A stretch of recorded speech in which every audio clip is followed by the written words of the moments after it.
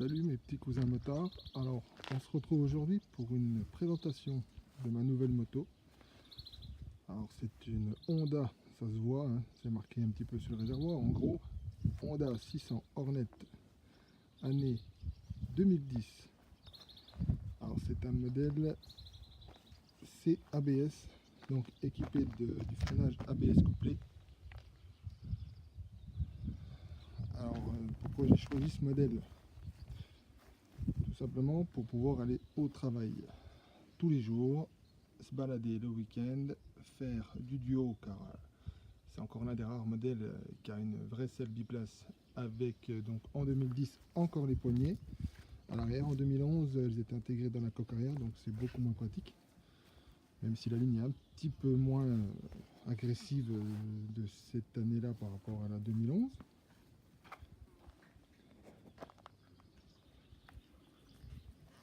Alors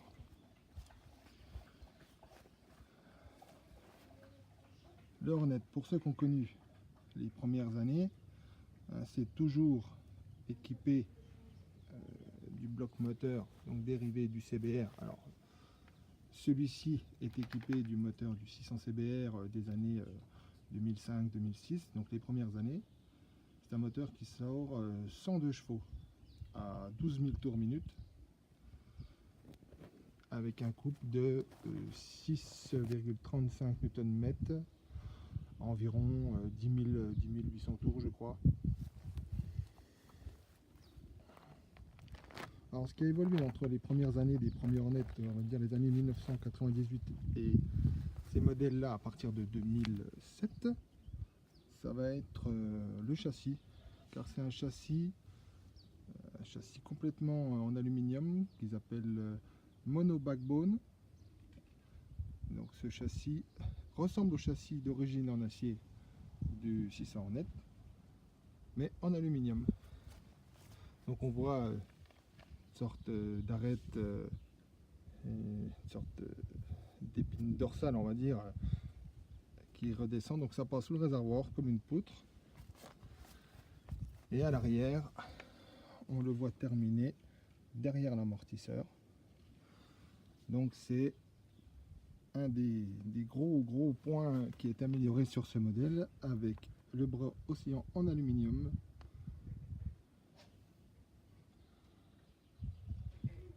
Et à partir de 2009, c'est pour ça aussi que j'ai choisi un modèle à partir de ces années-là, donc celui-là 2010, parce qu'on peut le trouver avec suspension réglable en contrainte et détente.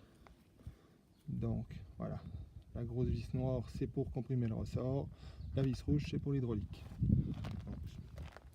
Donc ça c'est à partir de 2009. Les modèles avant qui étaient identiques n'étaient pas équipés de réglage. Et sur l'amortisseur arrière qui est tout du Showa, suspension et amortisseur qui font vraiment bien le travail. Donc standard, on touche l'écran de compression de ressort, ou on agit sur l'hydraulique avec une vis. Donc cette moto elle est équipée d'un échappement Yoshimura, elle est toujours catalysée. Je ne voulais pas un modèle décatalysé, je voulais un moteur qui tourne rond, qui fasse pas trop de bruit pour pouvoir rouler tous les jours. Franchement je trouve le compromis plutôt pas mal. Donc d'origine le feu arrière est d'origine, passage de roue Air Max Mini Clignot. Alors ça on aime, on n'aime pas. Bon, ça évite d'avoir une grande bavette de 2 km à l'arrière.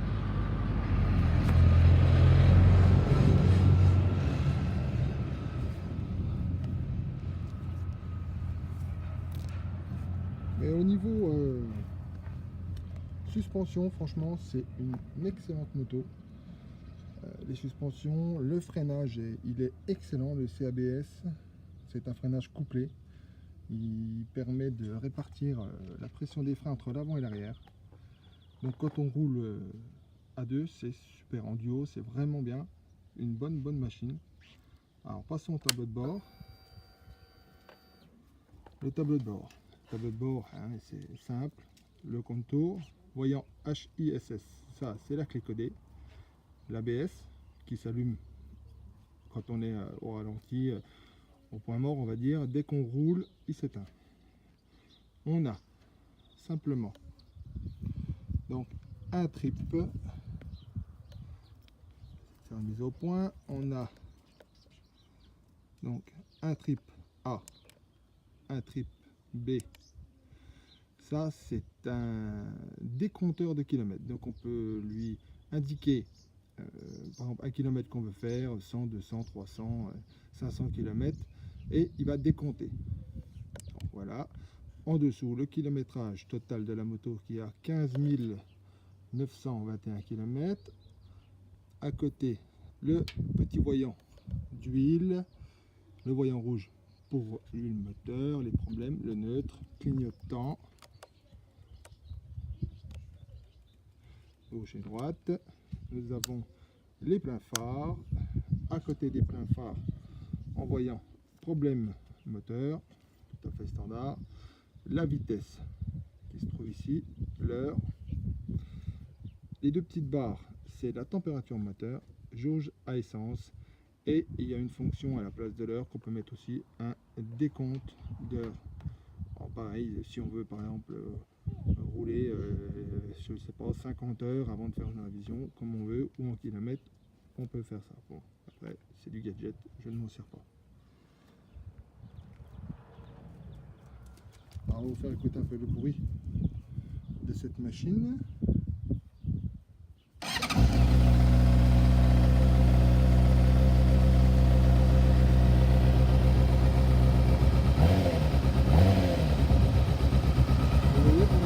Le moteur est froid, il n'y a aucune indication sur les deux petits freins. Le moteur, on n'entend pas la température, ça commence à environ une trentaine de degrés.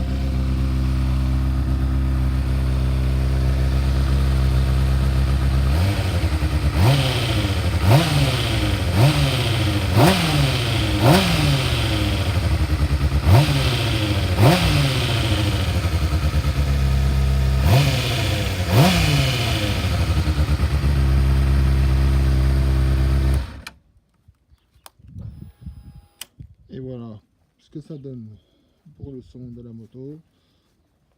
Et on ira faire un petit essai routier où je vous montrerai un peu comme ça on voit. Franchement, une très bonne moto qui marche très très bien. Bon, 2-3 options. J'ai oublié que l'ancien propriétaire avait mis. Ça c'est pas mal, les poignées réglables en écartement, qu'elle n'était pas équipée en écartement sur l'embrayage. Et voilà. Un petit coucou sur les freins 3 pistons CABS. Allez, ciao les cousins.